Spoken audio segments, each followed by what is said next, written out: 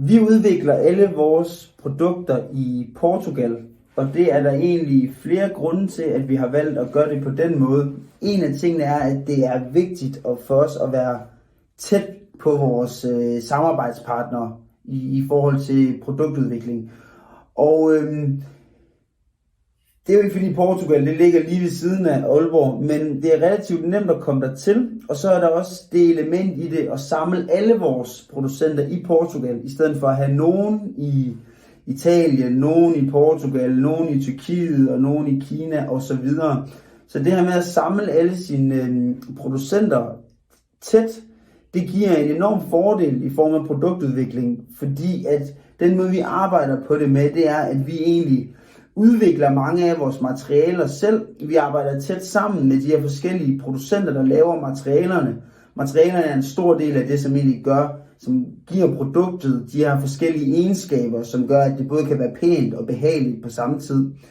Og så går det så videre i næste step, hvor det her materiale, det så skal laves til et stykke tøj. Og ved at have alt sammen det samme sted, er der sådan en tæt sammenhæng af alle de forskellige samarbejdspartnere, som bare i sidste ende giver et rigtig godt produkt, og hvor man kan samle de forskellige og få en masse ekspertise i samme rum, og ligesom også bruge vores samarbejdspartnere til at finde den bedste løsning på, hvordan slutproduktet skal være.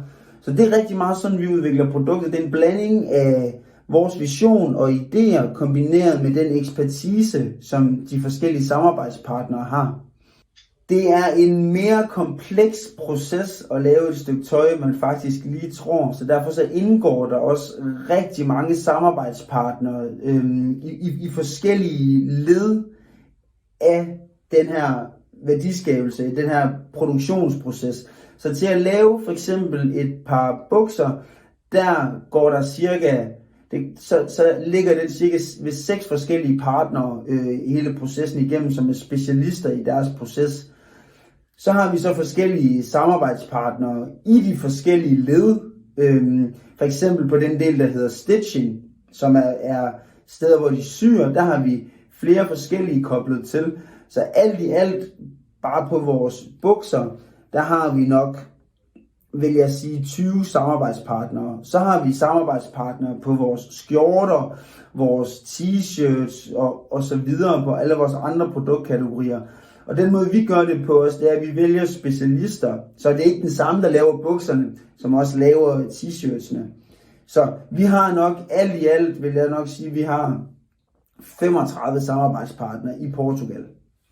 De aftaler, vi laver med vores producenter i Portugal, er vigtige for os, at vi er nede og lave aftalerne med dem. For det første for at finde de rigtige samarbejdspartnere, men også for at forhandle de rigtige aftaler og sørge for, at der er disclosure på de ting, som er forretningshemmeligheder for os.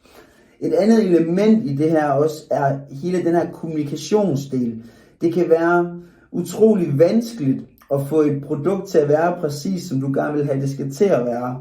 Og jeg har set så mange gange, og selv prøvet også tilbage for lang tid siden, altså hvor man beskriver noget på e-mail, så sender du det til. Især Asien er det her et kæmpe problem, men det er det også i Portugal og alle mulige andre steder.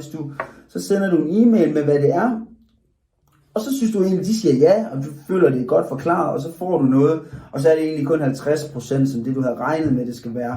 Så den der sådan integrerede kommunikation er en super vigtig del af produktudviklingsprocessen.